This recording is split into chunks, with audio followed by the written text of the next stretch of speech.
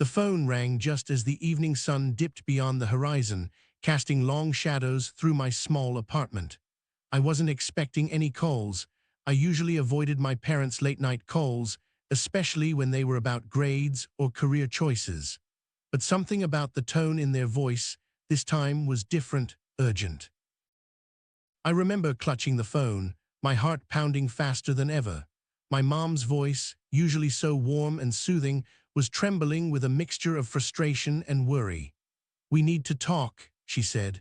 It wasn't a question, more like a demand, and I felt the weight of years of expectations pressing down in that single sentence. From childhood, my life seemed scripted by my parents' dreams: a prestigious university, a stable career, a path they had carefully laid out. But inside, I was fighting a battle they couldn't see. I wanted to follow my own passions, yet every conversation with them felt like walking on a tightrope, afraid of falling and breaking their hopes. That call ignited a storm I wasn't prepared for. As my mom spoke, the words blurred between love and pressure. She reminded me of sacrifices they'd made, the opportunities they hoped I'd seize.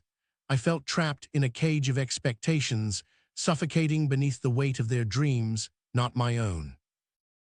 I tried to explain my feelings, my desire to explore a different path, but the line crackled with tension. Their voices grew sharper, filled with disbelief and disappointment. It was as if my honesty shattered the perfect image they had painted for my future. I was no longer their ideal child. After the call ended, silence enveloped me like a cold fog. I sat motionless, the phone slipping from my hand onto the floor. The room felt smaller, the walls closing in. I realized this wasn't just a conversation, it was a boundary being redrawn, a challenge to my identity and dreams. The next days were a whirlwind. I avoided their calls, retreated into my own world of uncertainty and fear. But deep down, I knew that ignoring the problem wouldn't make it disappear. The pressure was real, and it was tearing me apart from the inside. One evening, I found myself walking aimlessly through the city streets, the noise around me a stark contrast to the chaos inside. The bright lights and bustling crowds felt alien, yet strangely comforting. I realized I needed to find my own voice, to stand up for myself despite the fear of breaking their hearts. I started writing down everything I felt, the hopes, the fears, the dreams that didn't fit their mold. It was messy and raw, but it was mine. For the first time, I acknowledged the conflict that had been bottled up for years, the silent scream beneath the facade of obedience. When I finally called them back, my voice was steadier than I expected. I told them about my dreams, my fears, and the pressure that had become unbearable. I didn't know if they would understand or accept it, but I had to try. That phone call was a step toward reclaiming myself. The conversation wasn't easy.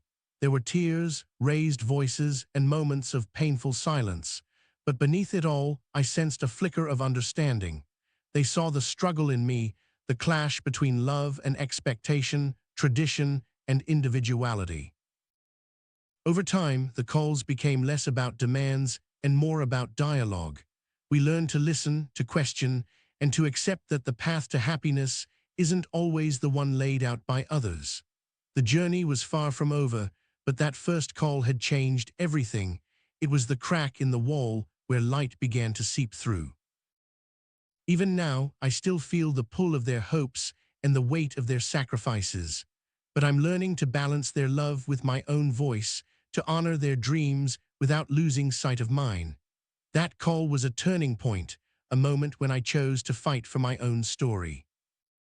Sometimes, late at night, I replay that conversation in my mind, the tension, the pain, and the fragile hope. It reminds me that growth often comes from conflict, that love can be complicated, and that true freedom begins when we dare to say, "This is who I am." The journey ahead is uncertain, filled with moments of doubt and courage. But after that call, I no longer feel alone in the struggle. The pressure remains, but so does my resolve to live a life true to myself, even if it means challenging the expectations that once defined me. So here I am, sharing this story, not because I have all the answers, but because I know many of us carry this invisible burden, the silent battle between who we are and who others want us to be. That call was my breaking point and my breakthrough, a reminder that sometimes the hardest conversations are the ones that change us the most. And the story continues, one call, one step, one moment at a time.